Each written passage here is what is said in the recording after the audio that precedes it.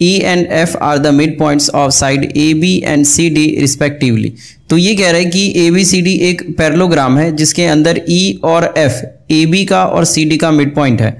फिर उसके बाद कह रहा है show that the line segment AF and EC trisect the diagonal BD। तो इसका ये मतलब है कि ये कह रहा है कि यहाँ पे जो ये AF और जो ये CE है, ये जो दो लाइन सेगमेंट है, ये इस BD को या DB को ये ट्राइसेक्ट करता है। इसका ये मतलब हो गया कि ये तीन भागों में डिवाइड हो रहा है, ये तीन सेगमेंट्स इसके बन रहे हैं, DP is equal to PQ is equal to QB।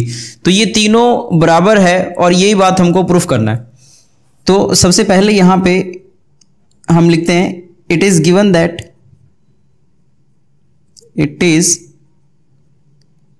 That कि जो ये ABCD है इज अ पैरेललोग्राम। और अगर ABCD एक पैरेललोग्राम है तो इसके जो अपोजिट साइड है, मतलब जो AB और CD जो अपोजिट साइड है वो इक्वल भी होगा और पैरेलल भी होगा। तो इसीलिए AB is equal to CD and AB is parallel to CD। तो यहां पे हम क्या करते, दोनों तरफ हाफ से मल्टीप्लाई कर देते, तो half of AB is equal to half of CD। Similarly इसी तरीके से हाफ ऑफ AB जो होगा ये पैरेलल होगा हाफ ऑफ CD के, क्योंकि ये अगर पूरा पैरेलल है तो हाफ भी पैरेलल ही होगा। AB का जो हाफ है यहाँ पे, क्योंकि E मिड पॉइंट है, तो AB का जो हाफ होगा वो AE भी होगा और EB भी होगा। तो यहाँ पे हम EB को यूज नहीं करेंगे, हम AE को ही लेंगे। तो हाफ ऑफ AB ये हो जाएगा AE। और इसी तरीके से अगर हम CD का हाफ करें तो क्योंकि F मिड पॉइंट है CD का, जैसा कि यहाँ पे गिवन है कि जो E और F है वो मिड पॉइंट है AB और CD का, तो अगर F मिड पॉइंट है तो इसका ये मतलब होगा कि CF और DF ये दोनों बराबर होंगे। या तो फिर हम ऐसे लिख सकते हैं कि जो हाफ ऑफ CD है ये हम CF लिख देंगे। यहाँ पर हम DF भी लिख सकते हैं, लेकिन हमें जो CF है इसकी जरूरत है, इसीलिए हमने CF लिखा। AE is equal to CF and half of AB। इसी तरीके से जैसे हमने AE लिखा है यहाँ पर भी हम AE लिख लेंगे पैरेलल टू CD का जो हाफ है हमने CF को लिखा है, तो यहाँ पर हम CF को भी लिख लेंगे। तो इसको हम मान लेते हैं कि ये इक्वेशन 1 है, या इसको हम ऐसे बोल सकते हैं कि देयरफॉर, हम इक्वेशन 1 ना मान के हम इसको बोल सकते हैं कि जो AE और जो CF है, क्योंकि ये इक्वल भी है और क्योंकि ये पैरेलल भी है, तो इसीलिए जो ये क्वाड्रिलेटरल AFCE है ये एक पैरेललोग्राम हो गया। ये एक पैरेललोग्राम हो गया क्योंकि एक पेयर अपोजिट साइड का इसके अंदर इक्वल भी हो रहा है और पैरेलल भी हो रहा है। तो यहां पे हम यही बात लिख देते हैं कि since one opposite pair of quadrilateral AFCE, one opposite pair of sides of quadrilateral AFCE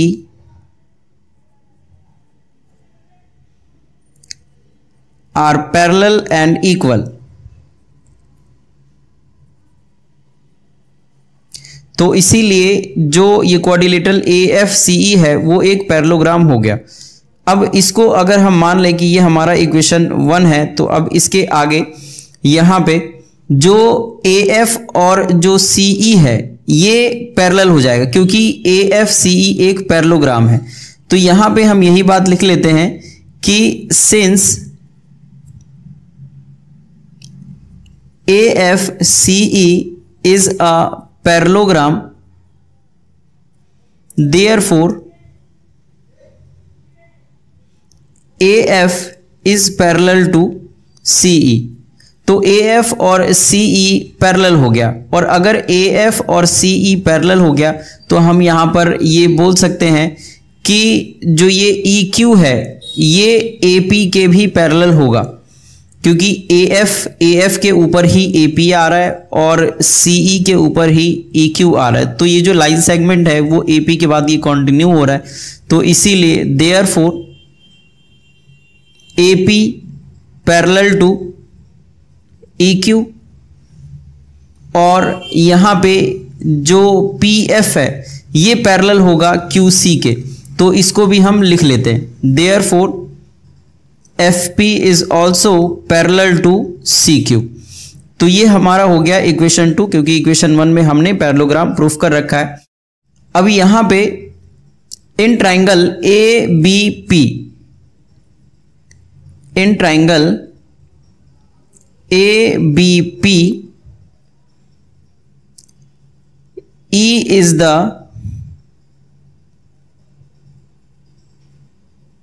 midpoint of AB and EQ is parallel to AP. From equation 2, therefore जो Q होगा वो भी मिड पॉइंट हो जाएगा BP के, therefore Q is the midpoint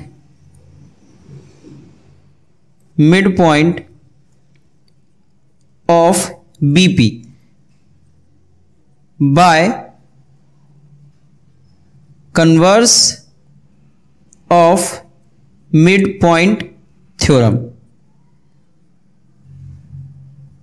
तो mid point theorem से जो ये Q है ये मिड पॉइंट हो जाएगा BP के, मतलब कि that is BQ is equal to PQ, और इसको मान लेते हैं कि ये हमारा इक्वेशन 1 2 और ये इक्वेशन हमारा ये 3 हो गया।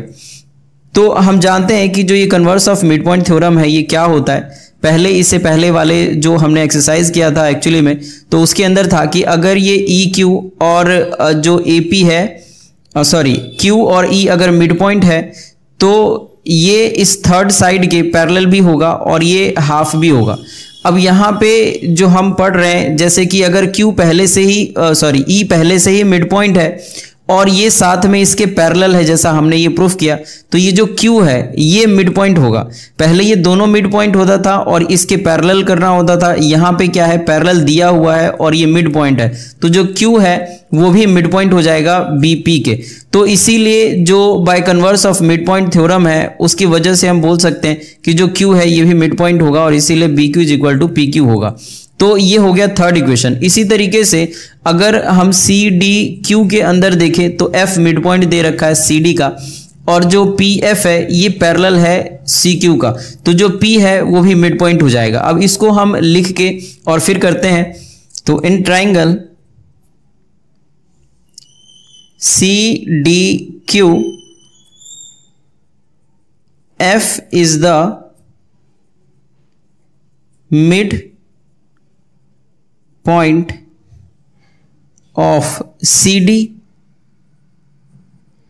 and FP is parallel to CQ, और ये है फ्रॉम इक्वेशन 2, और जो F मिड पॉइंट है CD का ये तो हमको गिवन ही दिया हुआ है। तो देयरफॉर अब हम ये बोल सकते हैं कि जो P है वो भी मिड पॉइंट होगा इस DQ का। Therefore P is the mid point of DQ, that is जो ये DP है ये PQ के बराबर हो जाएगा, और इसको हम मान लेते हैं कि ये हमारा इक्वेशन 4 है। तो from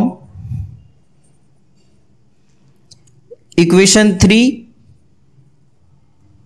and equation 4 we get, अब इसको हम एक बार देख लेते हैं कि थर्ड में हमने क्या प्रूफ किया था।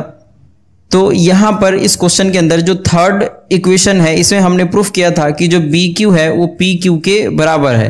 BQ और PQ ये दोनों बराबर है और जो हमने फोर्थ इक्वेशन हमने यहाँ पर प्रूफ किया है कि जो dp है वो pq के बराबर है, जो ये dp है वो pq के बराबर हो गया। तो from equation third and fourth यहाँ पर ये प्रूफ होता है कि जो bq है वो इस pq के बराबर है,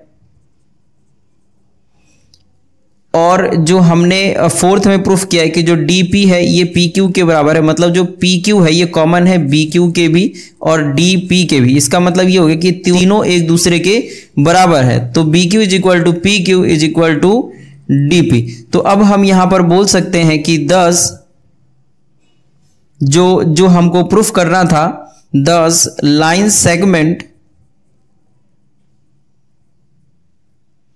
AF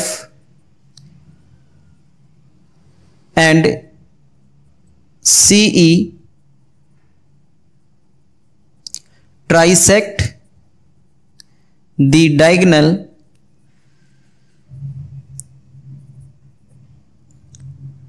BD, और ये यहां पर प्रूफ हो गया, हैज प्रूव्ड। तो इस तरीके से हम इस क्वेश्चन को